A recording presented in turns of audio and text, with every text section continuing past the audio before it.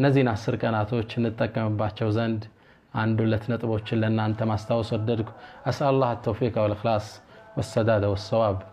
እነዚህ ቀናቶች እጅግ አላህ ዘንድ የተከበሩ ከዱንያ ቀናቶች በላጮች ናቸው።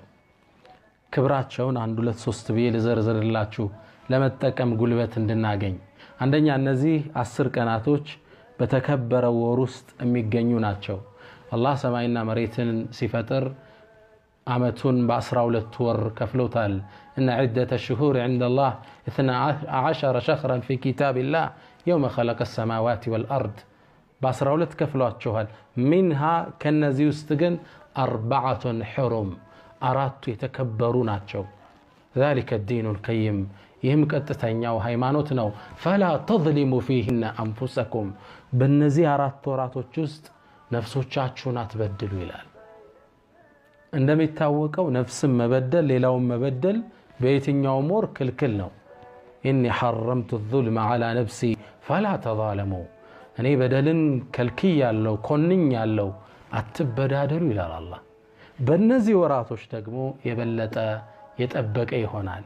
ታዲያ በዚህ በተከበረው ወር ውስጥ የሚገኙ ስለተከበሩ 10 ቀናቶች ነው ያወራችሁ ያለሁት። ሁለተኛ የነዚህ ቀናት ትልቅነት የሐጅ ወር ውስጥ መገኘታቸው ነው። الحج أشهر معلومات ሐጅ እንደሚታወቀው የተወሰነለት ወር ክፍል አለው። ከዚህ ወር ውስጥ እነዚህ 10 ቀናቶች ደግሞ የሐጅ አብዛኛው መልካም ስራዎች የሚተገበሩባቸው ናቸው። 8ኛው ሌሊት ላይ ሙዝደሊፋ እናድራለን። 9ኛው ቀን ለአረፋ ዱዓ ስናረግ ሐጃጆች ይውላሉ። የውሙ ነህር አለ፣ እርድ ያለው እዛው ነው። ጠጠር መወርወር ያለ እዛው ነው። ጸጉር መላጨቱ ያለው እዛው ነው። ሰደቃው ዱህያው ያለው እዛው ነው። በርካታ የሐጅ ተግባራት እነዚህ ቀናቶች ውስጥ አለ። በል የሐጅ ዋናው አንኳር አስኳል የውሙ አረፋ ከነዚህ 10 ቀናቶች ውስጥ የተካተተ ነው።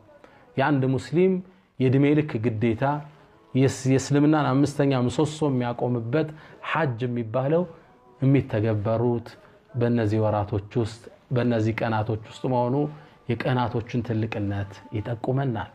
ሌላ ደረጃውን ልጥቀስ ለሥራ እንድንነሳሳ። አላህ በእነዚህ 10 ቀናቶች ውስጥ ምሎ እናገኘዋለን። ወልፈጅር ወለያልን ዓሽር ወሸፍዒ ወልወትር አላህ በ10ሩ ሌሊት እምላለው። እነዚህ 10ሮቹን ኢብኑ አባስ ምን ይላሉ? አያሙል ዓሽር من ذي الحجة የذو الحجة 10 ቀናቶች ናቸው ይሉናል። والشفع يوم النحر والوتر